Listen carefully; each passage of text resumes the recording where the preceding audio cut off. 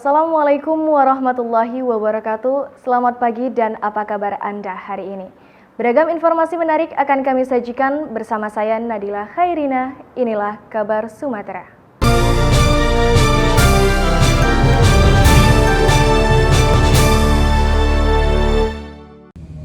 PT Hutama Panorama Sitinjau Lawi atau HPSL selaku badan usaha pelaksana yang dibentuk oleh konsorsium PT Hutama Karya Persero dan PT Hutama Karya Infrastruktur melaksanakan groundbreaking proyek pembangunan flyover Panorama 1 Sitinjau Lawi 1 Sabtu 3 Mei 2025 di Lubuk Paraku, Kelurahan Indarung, Kecamatan Lubuk Kilangan, Kota Padang, Sumatera Barat.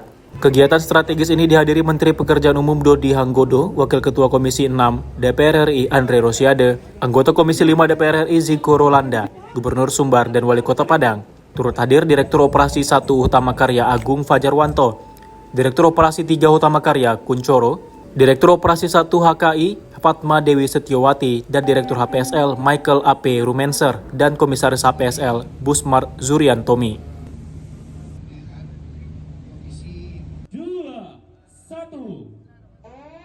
Menteri Pekerjaan Umum Dodi Hanggodo menyampaikan tahapan realistis implementasi proyek ini kepada masyarakat. Meskipun sudah dilaksanakan groundbreaking, tetapi masih ada proses pembebasan lahan dan persetujuan desain.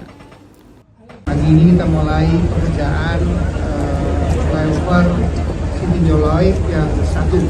Tahap pertama.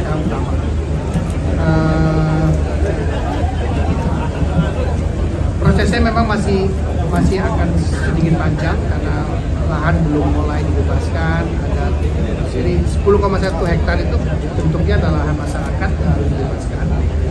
Proyek ini utamanya sebetulnya berawal dari bagaimana mengurangi kecelakaan yang selama ini sering terjadi di ruas ini.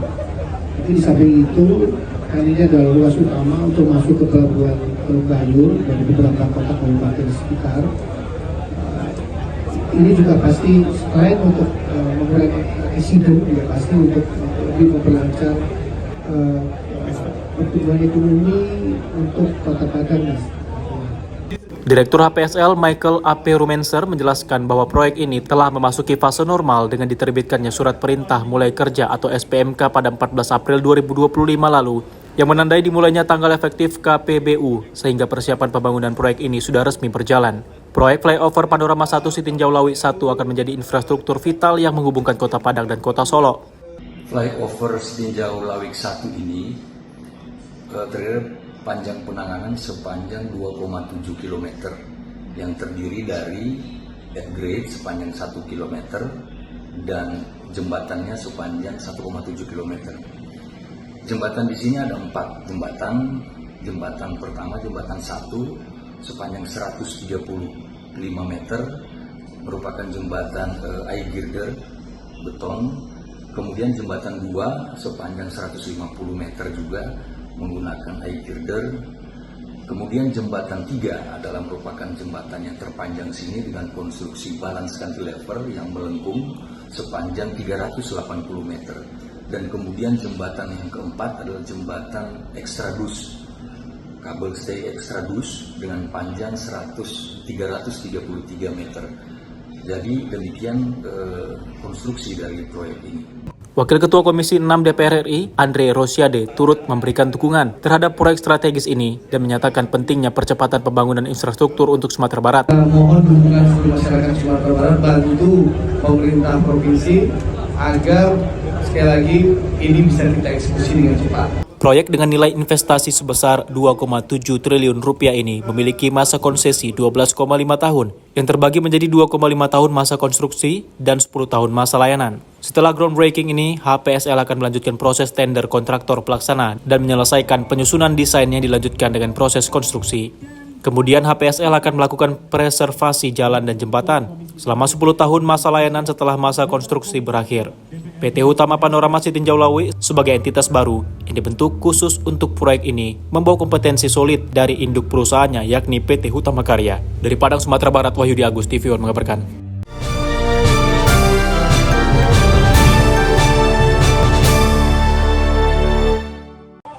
Para pekerja rumah makan di Serdang Bedagai meminta Pengadilan Tinggi Medan untuk menunda eksekusi lahan rumah makan mereka lantaran susahnya mencari pekerjaan saat ini. Sejauh ini pengajuan peninjauan kembali di Mahkamah Agung Republik Indonesia atas kasus tersebut masih bergulir. Dengan menggunakan pengeras suara dan membawa spanduk tuntutan, para pekerja menyuarakan tuntutannya agar tidak kehilangan mata pencaharian tempatnya bekerja yang sudah puluhan tahun ini. Kan rumah makan ini memberikan manfaat dari segi penghasilan ya. Banyak Pak, manfaatnya Pak. Ya, jadi kedatangan Bapak Ibu kemari kami hargai. Kemudian Bapak Ibu keberatan dengan eksekusi kupon yang artinya itu menutup mata pencaharian Bapak Ibu. Jadi aspirasi Bapak Ibu di sini kami tampung, nanti akan kami sampaikan kepada Ketua Pengadilan Negeri Serapa agar memikirkan kembali ini tentang eksekusi yang akan dilakukan tanggal 30 April. PK kita yakin ya, kita datang kemari meminta kepada Ketua Pengadilan Tinggi untuk segera ya membatalkan rencana eksekusi tanggal 30 April tahun 2025. Karena apa? Yang pertama, saat ini Rumah Makan Simpang 3 lagi mengajukan upaya hukum peninjauan kembali, upaya hukum luar biasa. Itu yang pertama.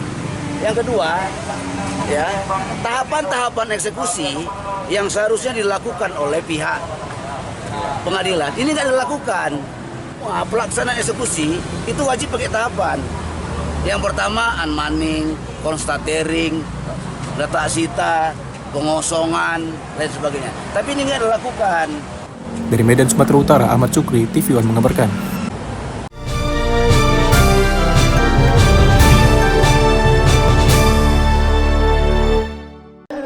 DPRD Kabupaten Pesisir Barat gelar rapat paripurna istimewa dalam rangka memperingati hari ulang tahun ke-12 Kabupaten Pesisir Barat. Beberapa program prioritas seperti akses Jalan Waiharu menjadi sorotan utama. Dalam paripurna istimewa ini, Pemkab Pesisir Barat menyampaikan beberapa komitmen prioritas untuk pembangunan Pesisir Barat. Salah satunya terkait wilayah terisolir Waiharu. Pemkab Pesisir Barat menyatakan komitmennya untuk memperjuangkan akses jalan dan jembatan untuk masyarakat Waiharu.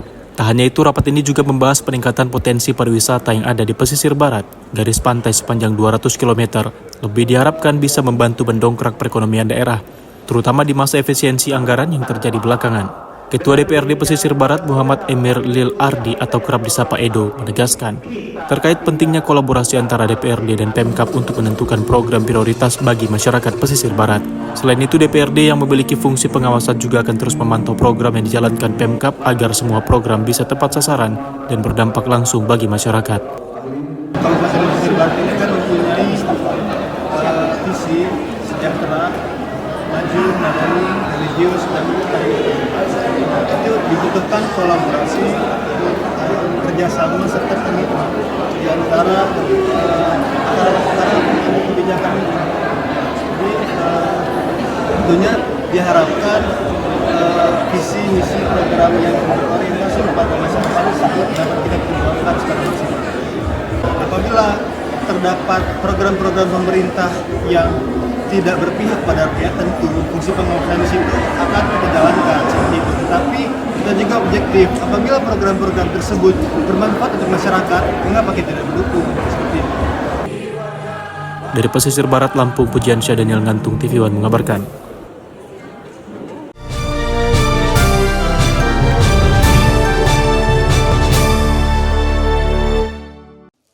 Kedatangan Bupati Musi Banyuasin, HM Toha, disambut oleh para pimpinan pondok pesantren saat menggelar silaturahmi serta halal bihalal bersama Dewan Pengurus Daerah Forum Pondok Pesantren yang digelar di Pondok Pesantren Hidayatul Fudola, Wali Songo, Kecamatan Sungai Lilin, Selasa 29 April 2025. Bupati Musi Banyuasin, HM Toha memberikan apresiasi terhadap pendidikan di pondok pesantren sebab pondok pesantren merupakan wadah untuk menanamkan akhlakul karimah bagi putra-putri bangsa dalam melaksanakan pendidikan ilmu agama serta ilmu pengetahuan. Yang pertama, silaturahmi halal bihalal. Saya diundang tokoh atau Forum Komunikasi Pondok Pesantren se-Kabupaten Musi Banyuasin. Intinya silaturahmi yang selama ini jauh sebelumnya saya sering ke sini. Setelah saya terpilih, saya datang ke sini menjumpai rekan kita, tidak lebih daripada itu. Harapan Bapak kepada seluruh pesantren yang ada di Muba ini, Pak? harapan saya kepada pondok pesantren yang ada di Mubar, tetap semangat membela, mengajari anak kita di bidang agama. Oleh karena awal atau dasar pendidikan anak-anak kita dibekali dengan agama, sehingga anak-anak kita bermoral dan terhindar dari narkoba, terhindar dari slot dan hal-hal lain yang tidak berguna.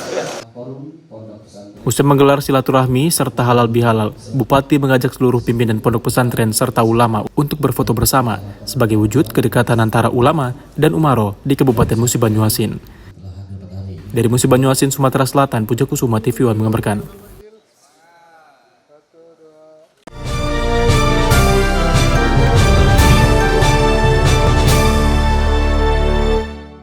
Adanya upaya meminta Wakil Presiden Gibran Rakabuming Raka untuk dimakzulkan melalui surat yang ditandatangani sejumlah purnawirawan TNI dinilai melanggar konstitusi atas dasar pemikiran yang tidak baik. Seperti diketahui, pasangan Presiden dan Wakil Presiden Prabowo Subianto dan Gibran Rakabuming Raka dipilih secara konstitusi dan mempunyai legitimasi yang sangat kuat. Hal itu disampaikan Ketua Umum Dewan Pembina Pusat Paguyuban Keluarga Besar PKB Puja Kusuma, Eko Sopianto, pada acara halal bihalal yang dilaksanakan di Pendopo Agung Puja Kusuma di Desa Bangun Sari Baru, Kecamatan Tanjung Morawa, Kabupaten Deli Serdang, Sumatera Utara, pada Selasa 29 April siang. Sehingga pemikiran sejumlah tokoh purnawirawan yang sudah dianggap sepuh ini diharapkan tidak usah diikuti karena dianggap bertentangan dengan undang-undang dan bertentangan dengan konstitusi Negara Kesatuan Republik Indonesia, sehingga Puja Kusuma wajib melawan upaya-upaya pemakzulan. Puja Kusuma siap mengawal pemerintahan Prabowo Gibran hingga 2029, di mana saat ini Dwi Tunggal Prabowo Gibran telah menunjukkan sejumlah kerja yang luar biasa. Swasembada beras hingga bisa mengekspor beras ke negara lain, hingga penegakan hukum yang berjalan cukup baik. Hal ini dibuktikan dengan banyaknya koruptor yang ditangkap. Kalau para jenderal, sepuh-sepuh jenderal purnawirawan punya pemikiran seperti itu, ya saya rasa mereka seperti anak balita kembali. Maka kepada seluruh rakyat Indonesia, pemikiran para purnawirawan jenderal tersebut saya rasa tidak usah diikuti karena bertentangan dengan undang-undang kita dan tentunya bertentangan dengan konstitusi Negara Kesatuan Republik Indonesia. Maka itu harus kita lawan. Dalam kegiatan halal bihalal Paguyuban Keluarga Besar Puja Kusuma, hadir pengurus Dewan Pimpinan Pusat, sejumlah pimpinan wilayah seperti Provinsi Sumut, Aceh, dan Banten, serta seribuan pengurus dan anggota Puja Kusuma. Dari Deli Serdang, Sumatera Utara, Ahmad Sukri, TV One mengabarkan.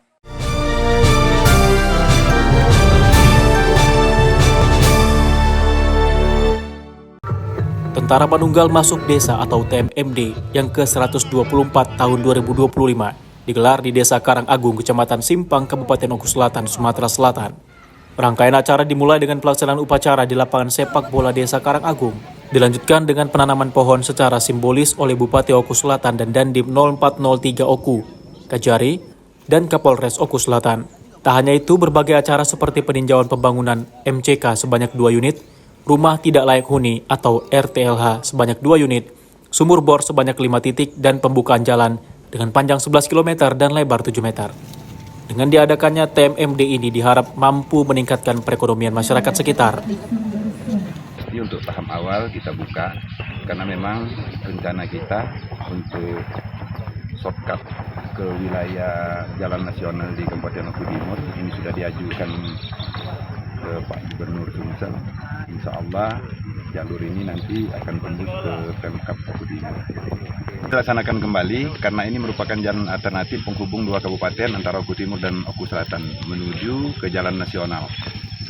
Pada masyarakat yang pasti kami pemerintahan Kabupaten Oku Selatan berharap kerjasama dan dukungannya karena kita melakukan kegiatan ini semua tidak lain dan tidak bukan demi untuk masyarakat dalam hal menunjang perekonomian dan mengeluarkan hasil bumi.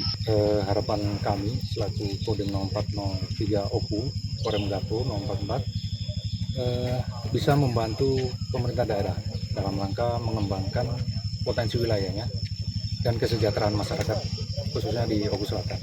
Dipilihnya lokasi jalur di sini tentunya pertama adalah aspirasi dari masyarakat, di mana di sini kita lihat sendiri bahwa penghasil buminya lumayan besar dari jagung dan sawah itu sangat besar. Cuman kendalanya adalah transportasi. Dari Oku Selatan, Sumatera Selatan, Andi Salani, TV One mengabarkan.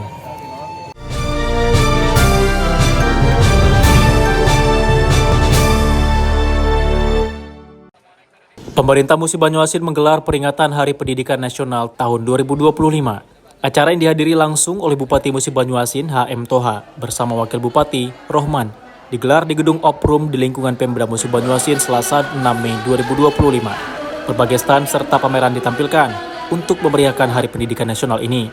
Acara yang dihadiri oleh ribuan pelajar dari tingkat sekolah dasar, sekolah menengah pertama, serta sekolah menengah atas dan dinas instansi di lingkungan Pemda Musi Banyuasin. Untuk meningkatkan mutu pendidikan serta komitmen nyata, Pemda Musi Banyuasin juga melakukan MOU dengan Universitas Sriwijaya untuk menyelenggarakan kelas kerjasama program Magister Pendidikan Khusus bagi para ASN serta pelajar asal Musi Banyuasin dan juga MOU dengan PT Digital Gasing Edukasi. Pertama kita mengingati Hari Pendidikan di tanggal 25 ini, tanggal 2 Mei 2025, Kabupaten Musi Banyuasin berikut OPD, dalam ini Dinas Pendidikan dan Kebudayaan. Pada kesempatan ini kita membagi seperangkat alat sekolah berjumlah 9.000 lebih itu pakaian anak sekolah yang kurang mampu. Hari ini merupakan Hari Pendidikan. Insya Allah hari ini bukan merupakan hari ritual atau peringatan doang, tapi kita bangkitkan pendidikan di Kabupaten Muba khususnya untuk Indonesia umumnya.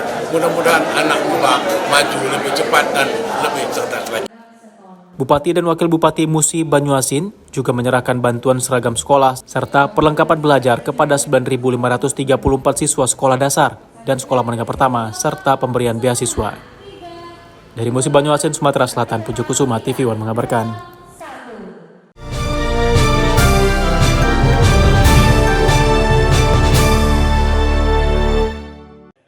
Dewan Perwakilan Rakyat Daerah Kabupaten Batanghari Jambi kembali menggelar rapat paripurna dengan agenda penandatanganan kesepakatan rancangan awal Rencana Pembangunan Jangka Menengah Daerah atau RPJMD tahun 2025-2029. Dalam nota kesepakatan tersebut, DPRD dan Kepala Daerah Kabupaten Batanghari sepakat akan memprioritaskan program pemerintah pusat, yakni masalah ketahanan pangan serta mewujudkan visi misi Batanghari super tangguh.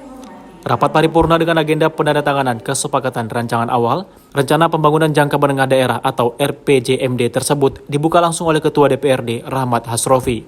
Dalam rapat paripurna yang berlangsung di gedung Aula DPRD Batanghari, Kepala Daerah bersama Dewan sepakat terhadap rancangan awal Ranwal RPJMD Kabupaten Batanghari tahun 2025-2029. Nota kesepakatan rancangan awal RPJMD tersebut ditandatangani oleh Bupati dan Wakil Bupati, Ketua DPRD Batanghari yang didampingi oleh Wakil Ketua 1 dan 2, serta disaksikan langsung seluruh anggota Dewan dan tamu undangan lainnya. Hari ini adalah jadwal gitu penandatanganan nota kesepakatan antara Bupati, Wakil Bupati, dan DPRD. Sehingga kemarin sudah untuk pembahasan yang jelas RPJMD itu tetap berasumsi dari visi-misi Bupati. Dan itu tetap satu linear juga dari LPJP ataupun dari pusat Esasta Cita, turunannya dari situ.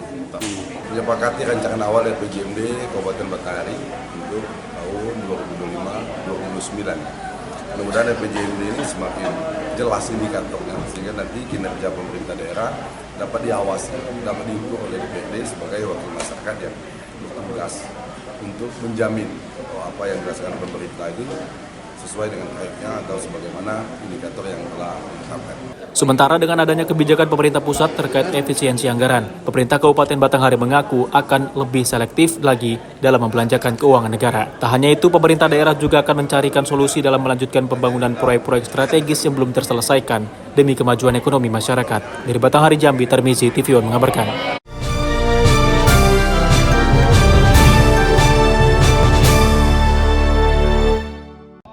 Rektor Universitas Negeri Medan Unimed beserta jajaran wakil rektor meninjau langsung ke lapangan ujian tulis berbasis komputer seleksi nasional berdasarkan tes tahun 2025 untuk memastikan pelaksanaan UTBK SNBT di Unimed.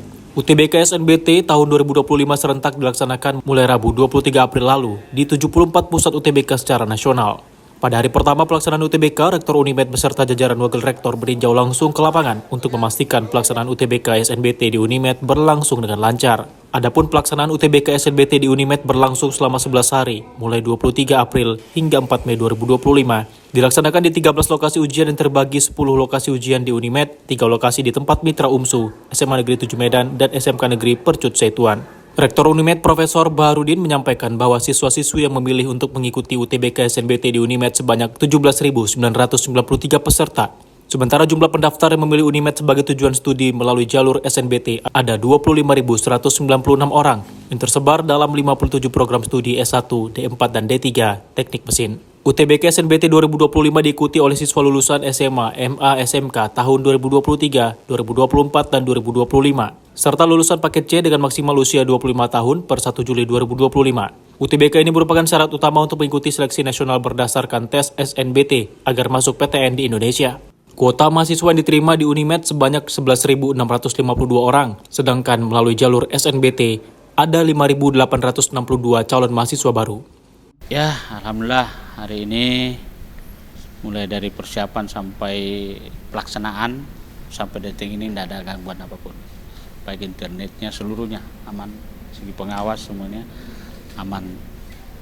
Dan kita sudah lihat tadi agak tenang dan memang itu amanah dari sana bahwa jangan sampai yang ujian itu tidak aman dan nyaman. Itu selalu diingatkan tuh, jangan sampai terganggu. Program studi dengan jumlah peminat terbanyak antara lain PGSD, Teknik Mesin, Manajemen Konstruksi, Bimbingan Konseling, dan Ilmu Gizi. Pengumuman hasil SNBT akan dilakukan secara daring pada 28 Mei 2025 pukul 3 sore waktu Indonesia Barat. Dari Medan, Sumatera Utara, tim TV One mengabarkan.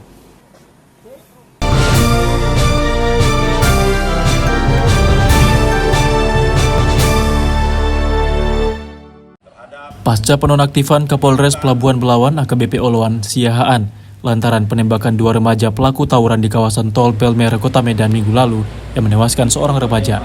Kasus ini menuai reaksi berbagai pihak mendukung AKBP Oloan Siahaan. Salah satunya dukungan dari organisasi kepemudaan DPD Ikatan Pemuda Karya Kota Medan. IPK Kota Medan sangat menyayangkan keputusan penonaktifan Kapolres Pelabuhan Belawan AKBP Oloan Siahaan dari jabatannya. DPD IPK Kota Medan membuat pernyataan sikap sebagai bentuk dukungan atas tindakan heroik Kapolres Pelabuhan Belawan yang mendapat serangan brutal sekelompok pemuda bersenjata di Tol Medan Belawan Minggu dini hari lalu.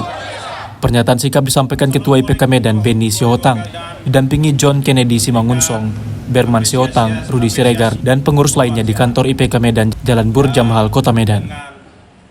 Kami merasa terpanggil setelah mendengar kejadian minggu dini hari yang lalu dan tadi malam juga berlangsung juga tawuran ya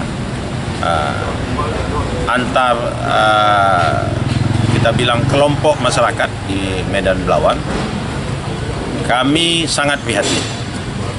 Untuk itu kami DPD IPK Kota Medan ya, memberikan apresiasi yang tinggi kepada Polri di dalam mengambil sikap tegas, mengamankan dan memberikan nyaman kepada masyarakat terkhusus Medan Belawan.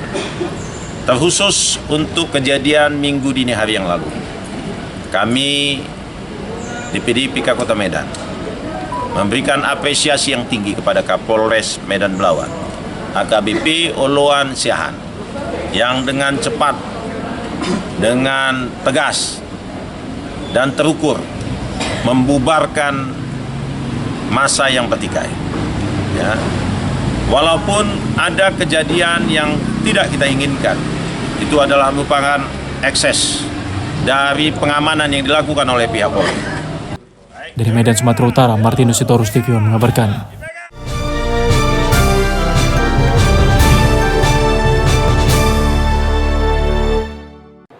Bupati Oku Timur Lanosin Hamzah melepas sebanyak 370 calon jemaah haji asal Oku Timur.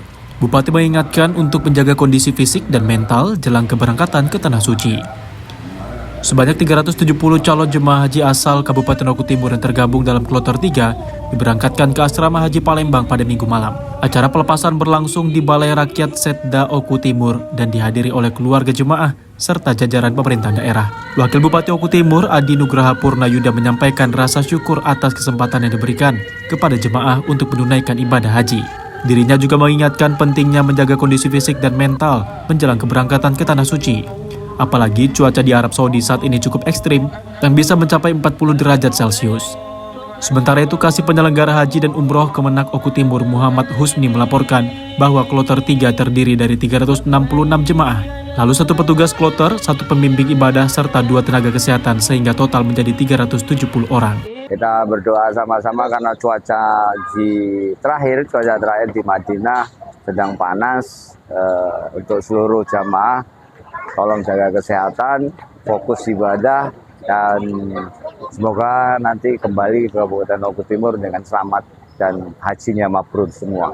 Amin. Jumlah jamaah itu sebanyak 370, itu sudah termasuk petugas. Mudah-mudahan di dalam pelepasan sampai menuju embarkasi itu tidak ada halangan atau hambatan. Insyaallah, pesan saya kepada seluruh jamaah haji Kabupaten Oku Timur untuk tetap menjaga kesehatan. Jemaah akan tiba di Bandara Pangeran Muhammad bin Abdul Aziz Madinah pada pukul 7:44 waktu Saudi Arabia. Acara pelepasan ditutup dengan tausiah oleh tokoh agama sekaligus Bupati Oku Timur periode 2016-2021 Kiai Haji Khalid Mawardi. Dari Kabupaten Oku Timur, Sumatera Selatan, Herman Sawiran, Bagus Miargo, dan Muhammad Taufik, TV One mengabarkan.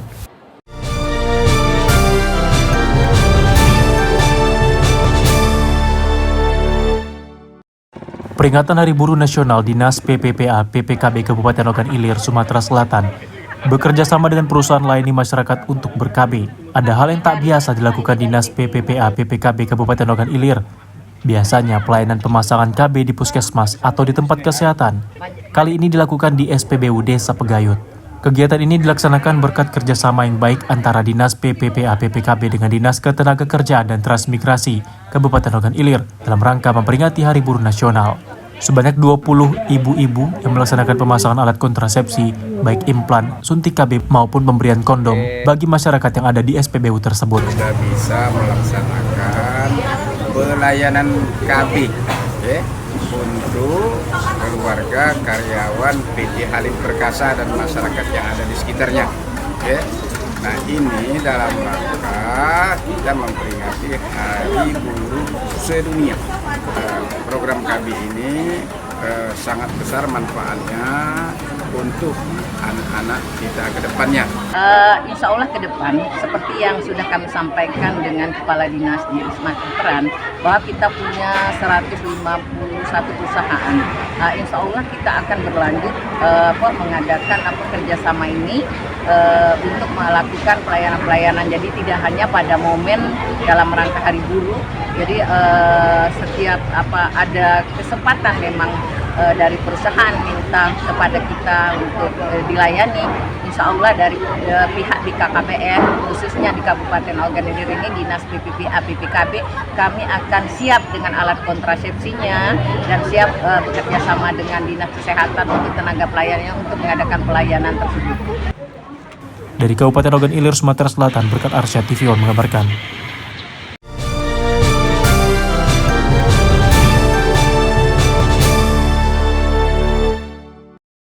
Tindak pidana perdagangan orang (TPPO) kini menjadi perhatian serius pihak kepolisian. Kejahatan ini telah menimbulkan banyak kerugian bahkan korban jiwa, sehingga harus dihentikan. Riau merupakan garis pantai yang cukup panjang dan berhadapan langsung dengan negara tetangga Malaysia. Juga tak luput dari tindak pidana kejahatan orang berkedok pengiriman pekerja migran Indonesia, tapi keberangkatannya tidak melalui jalur resmi atau ilegal. Beberapa daerah di Riau yang kerap dijadikan tempat pengiriman PMI non-prosedural ke luar negeri, terutama ke Malaysia, Bengkalis termasuk di antaranya. Sebab itulah bersama stakeholder, Polda Riau sepakat untuk menghentikan pengiriman PMI non-prosedural. Kegiatan ini terwujud pada kebersamaan dengan HNSI Bengkalis untuk memberantas pengiriman PMI non-prosedural dalam memberantas sindikat TPPO di wilayah kota Bengkalis sesuai Undang-Undang RI Nomor 21 Tahun 2007, Pasal 2 Ayat 1 dan Ayat 2 tentang pemberantasan tindak pidana perdagangan orang. Kegiatan ini diinisiasi oleh Dit Intelkam Polda Riau bersama HNSI Kabupaten Bengkalis. Kanit 3 Subdit Kamnek Dit Intelkam Polda Riau, Kompol P. Banjar Nahor mengatakan, Kegiatan ini dilaksanakan di Kota Bengkalis sebab posisi yang langsung berbatasan dengan negeri jiran Malaysia. Saya Marhalim selaku Ketua HNSI sementara Kabupaten Bengkalis menyatakan sikap. Pertama, memberikan dukungan kepada Polda Riau dalam memberantas pengiriman pekerja migran Indonesia non-prosedural dari wilayah perairan Kabupaten Bengkalis.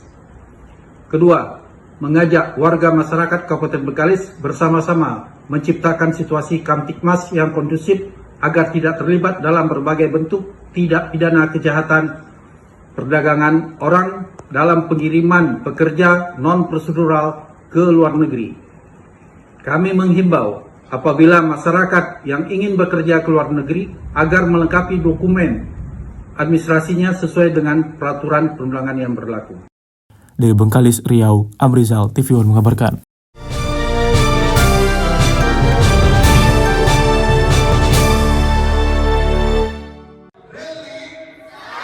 Melalui kegiatan edukasi keselamatan kereta api yang intensif di berbagai kalangan, PT Railing selaku operator KAI Bandara terus berkomitmen menciptakan transportasi publik yang aman dan tertib, terutama di sektor lingkungan pendidikan.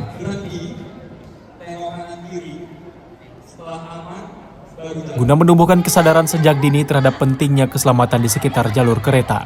Salah satunya di SMA Cerdas Murni, Kecamatan Percut Setuan, yang berdekatan dengan jalur perlintasan stasiun Bandar Kalipah, Deli Serdang.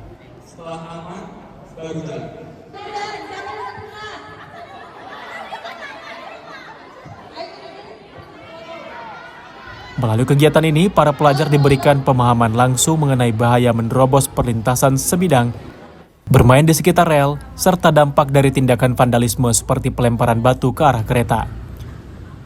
Usai kegiatan di SMA Cerdas Murni, tim Corporate Communication KAI Bandara langsung menuju Universitas Islam Negeri UIN Sumatera Utara, tepatnya di Fakultas Komunikasi. Di sana, Sosiawan Putra sebagai Corporate Communication KAI Bandara bersama tim juga menerangkan bagaimana pentingnya mematuhi berbagai rambu ketika melewati perlintasan kereta api. Sosialisasi ini merupakan bagian dari kampanye hashtag 60 detik aman sampai tujuan sebagai misi KAI Bandara dalam menghadirkan transportasi publik yang cepat, nyaman, dan juga selamat sampai tujuan. Edukasi juga merupakan kunci utama dalam menciptakan ekosistem transportasi yang aman dan berkelanjutan. Data tercatat menunjukkan bahwa sepanjang periode Januari hingga Mei 2025 telah terjadi 21 insiden yang terdiri dari kasus kereta tertemper serta pelemparan batu terhadap kereta bandara di wilayah Medan. Dari Deli Serdang, Sumatera Utara, Ahmad Sukri, TV One mengabarkan.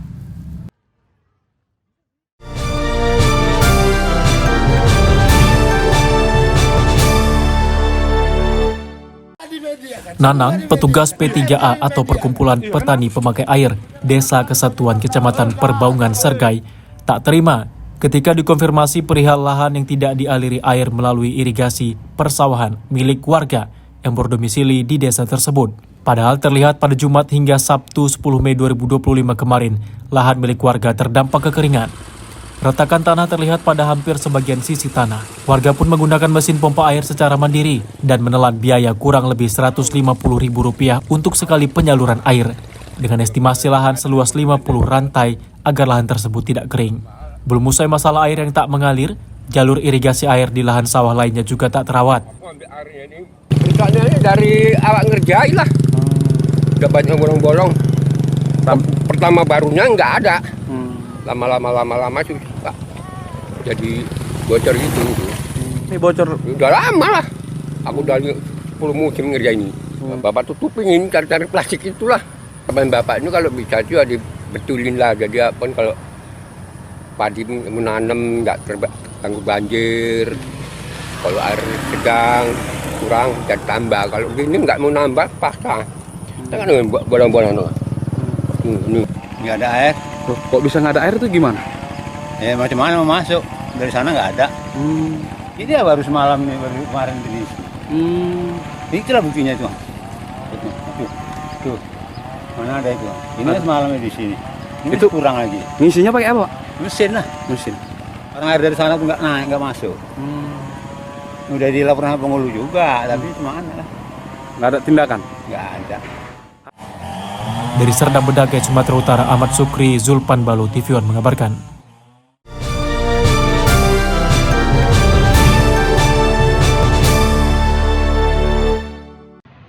Percasi Kota Medan menggelar Open Turnamen Catur tingkat pelajar. Antusiasme para peserta pun cukup tinggi, sehingga pihak panitia harus membatasi peserta dengan 80 peserta saja. Para peserta dibagi 3 kelas, diantaranya kelas tingkat sekolah dasar, sekolah menengah, dan tingkat sekolah atas. Turnamen catur dibuka langsung oleh Ketua KONI Medan Aswindi Farizal, Ketua Percasi Medan Immanuel Marudut Simatupang, dan beberapa penasihat Percasi Medan. Pembukaan turnamen catur tingkat pelajar diawali dengan pertandingan catur antara Ketua KONI Medan dengan Ketua Percasi Kota Medan. Kota Medan kita apresiasi event catur Kota Medan ini mungkin di pengurusan Bapak Immanuel event yang pertama. Kita sangat apresiasi pertama untuk bibit-bibit atlet Kota Medan khususnya, apalagi untuk persiapan bisa untuk penjaringan persiapan Popok di tahun 2026 akan merangkul klub-klub. Karena bagaimanapun klub-klub ini sebagai perpanjangan tangan dari Percasi Medan untuk memajukan atau meningkatkan animo warga Medan terhadap olahraga catur. Namun di samping itu juga itu semua tidak terlaksana kalau tidak dari dukungan Bapak Ketua KONI kita, Pak Aswindi, yang kami sangat hormati, dan juga mungkin dukungan dari kebetulan beliau-beliau ini nggak datang dari Dewan Penasihat kita seperti Bapak Haji Palaseta dan Bapak Eri Syahadi. Dan kita sudah bicara, ini salah satu kita kontribusi untuk menanggulangi narkoba dan juga melatih daya pikir buat generasi muda ini. Karena untuk bermain catur ini harus berpikir jernih, clear, dan juga melatih daya pikir di generasi muda. Semoga acara ini berlanjut terus tahun memberikan Hertuaya. Terima kasih kepada teman-teman, mohon dukungannya kepada Percasi semua.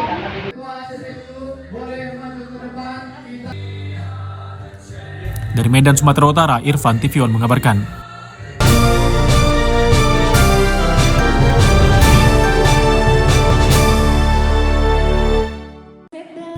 Sekolah Tinggi Ilmu Ekonomi Sakti Alam Kerinci melaksanakan rapat senat terbuka dalam rangka wisuda sarjana ekonomi program studi ekonomi pembangunan, manajemen, dan akuntansi angkatan 22 pada Sabtu 17 Mei 2025.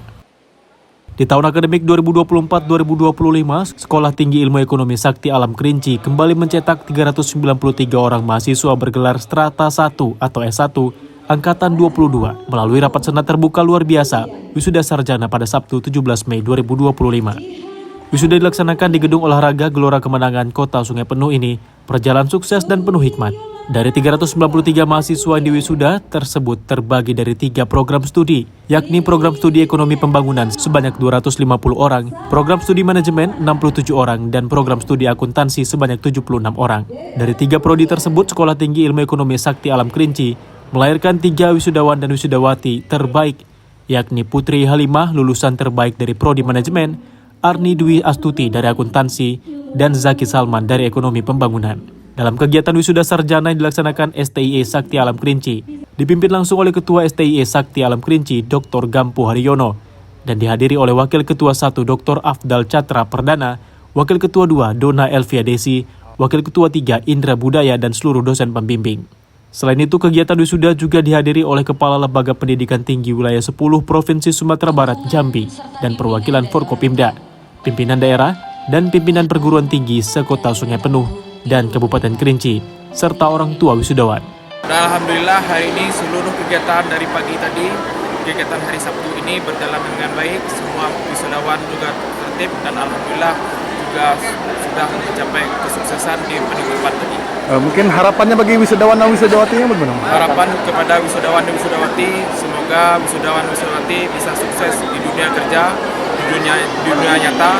Semoga teori-teori yang sudah didapatkan di STE bisa diterapkan di dunia kerja. Dari Kota Sungai Penuh Jambi, Arizal Antoni, TVON mengabarkan.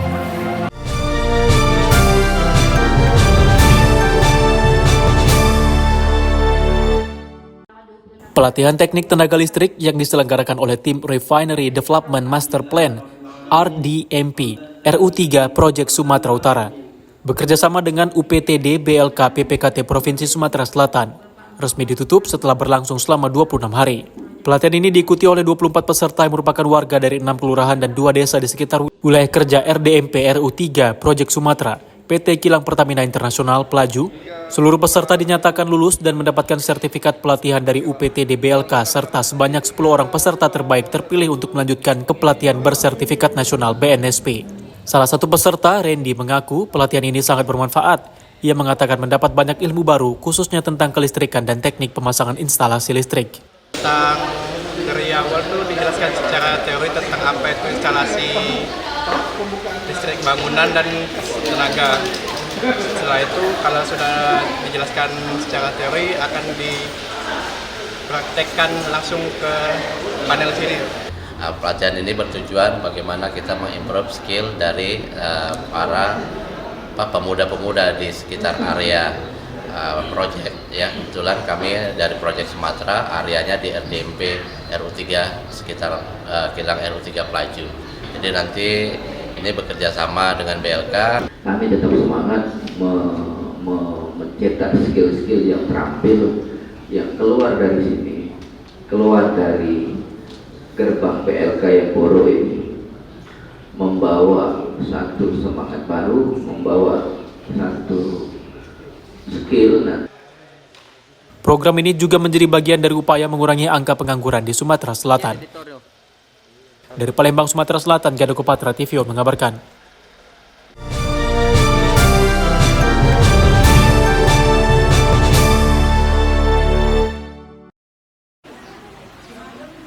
Wakil Bupati Asahan, Rianto, menyerahkan BPJS Kesehatan Gratis dan Kartu Indonesia Pintar atau KIP kepada masyarakat di 8 kecamatan dengan 3 lokasi berbeda.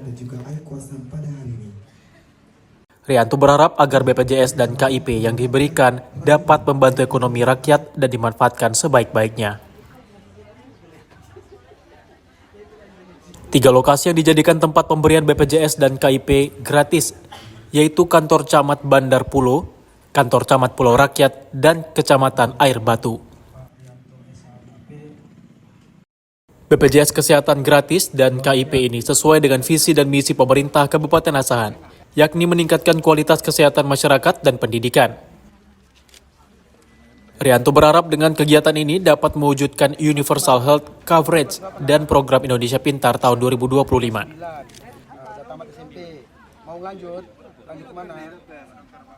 SMK Muhammadiyah, SMP Pak. Kenapa? Oh, jauh dari rumah enggak? Enggak ya? Amin. Namanya ini bermanfaat. Ini kelas berapa? Kelas 9. Apa namanya? Dila Pak Ira. Tinggal di mana Dila? Yang hadir di aula kantor camat Pulau Rakyat. Pertama-tama, mari kita panjatkan puji syukur kehadirat Allah Subhanahu wa Ta'ala. Selain itu, Wakil Bupati menyampaikan bahwa Pemkab Asahan akan menetapkan puskesmas menjadi layanan umum daerah, sehingga layanan masyarakat dapat dilayani langsung di puskesmas. Kegiatan ini turut dihadiri oleh Kepala Unsur Muspida dan tamu undangan lainnya. Dari Asahan, Sumatera Utara, Jasa Manurung TV One mengabarkan.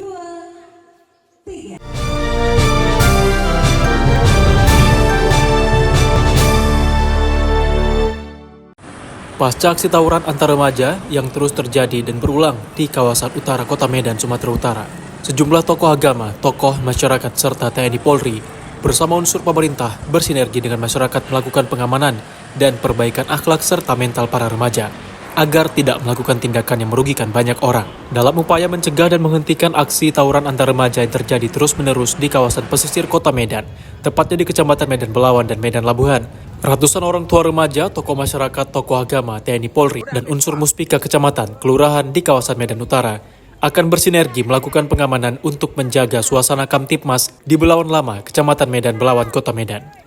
Kita tahu bahwasanya kepolisian itu identik dengan keharmonisannya dengan masyarakat. Beliau adalah sebagai pengayom masyarakat.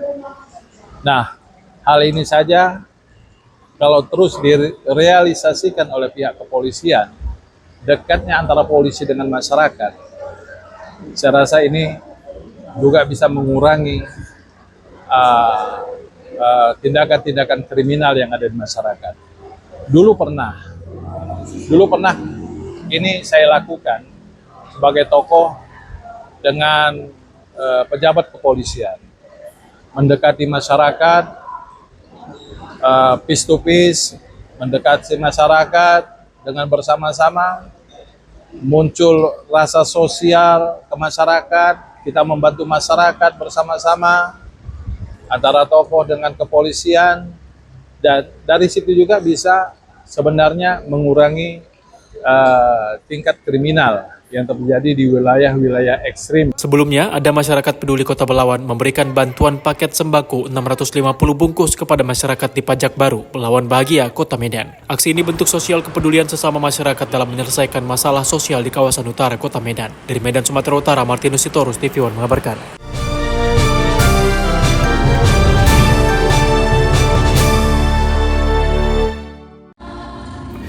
Perkumpulan Anak Yatim Kristen Indonesia berdoa merayakan Paskah di Gereja GKPI Sriwijaya, Kota Medan, Sumatera Utara. Kaum anak panti asuhan bersukacita dan berharap bisa berkarya pada masa akan datang. Ratusan anak yatim dari 22 panti asuhan Kota Medan antusias berdatangan ke acara Paskah tersebut. Mereka datang dengan sukacita, bahkan dipapah pendamping karena tidak bisa melihat. Mereka tidak lemah, bahkan mereka saling memotivasi bertegur sapa. Acara dihadiri Dr. Rointan Simanung Khalid, Pembina Dr. Gigi Anita, Pendeta Elinuddin Endraha, Kadis Perpustakaan dan Arsip Sumatera Utara, Desni Maharani Saragi, J.A. Fernandus, dan perwakilan Polda Sumut.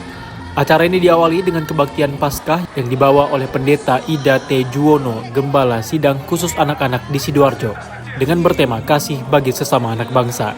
Iya, jadi kan kita tahu bersama bahwa sejak pandemi itu kan banyak sekali donatur yang berkurang ke panti asuhan. Karena itu kita membentuklah AYAKIP ini, Anak Yatim Kristen Indonesia, sebuah asosiasi atau perkumpulan untuk menghimpun beberapa panti asuhan untuk kita saling sharing informasi, saling sharing bantuan, juga sudah mendoakan pemerintah, mendoakan masyarakat untuk terus berdonasi untuk panti asuhan gitu. Ya, anak-anak kita ajak untuk ikut merasakan bagaimana pengorbanan Tuhan Yesus ya di kayu salib bagi umatnya, dan kemudian juga mengajak anak-anak untuk saling berbagi dengan teman-teman yang lain yang ada. Acara ini pada hakikatnya mengingatkan akan pengorbanan Tuhan untuk menyelamatkan umat manusia dan bisa berbagi sesama anak panti. Kegiatan Paskah ini juga didukung oleh para donatur murah hati. Dalam perayaan Paskah tersebut, panitia juga membagikan bingkisan untuk anak-anak, makanan gratis, pertunjukan drama boneka, paduan suara, dan pembagian sembako. Dari Medan, Sumatera Utara, Martinus Sitorus, TV One mengabarkan.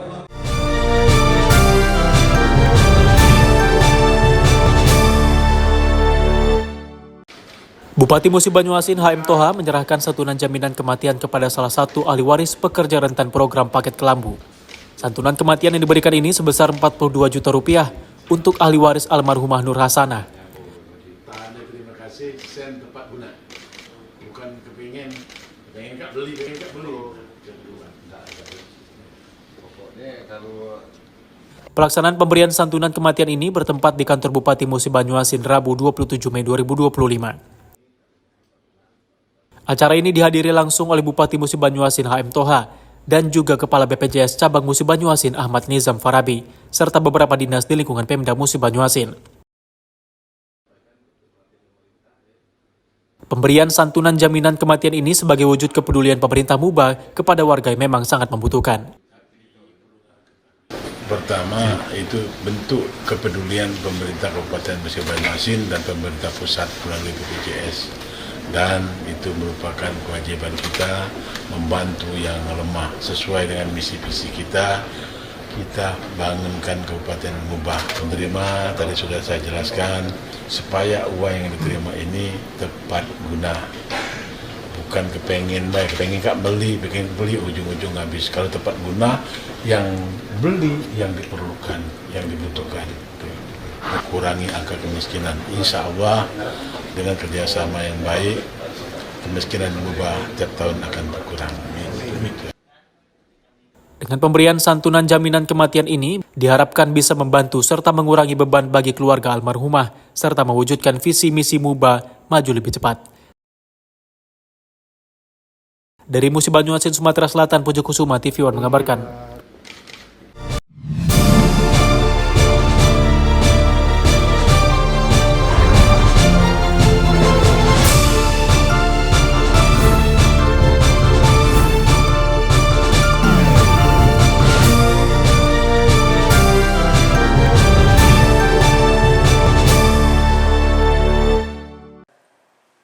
Hakim Ketua Pengadilan Tinggi 1 Militer Medan dipimpin Kolonel Farman Nihayatul Aliyah memimpin jalannya sidang lanjutan terhadap terdakwa Kolonel Infanteri Purnawirawan Igit Donologo.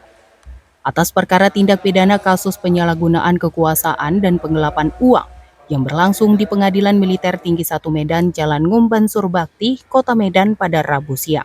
Sidang lanjutan beragendakan pemeriksaan keterangan 6 saksi dan terdakwa terkait dugaan pengambil alihan dan pemutusan kerjasama secara sepihak lahan perkebunan sawit di Desa Percut Seituan, Deli Serdang seluas 714 hektar.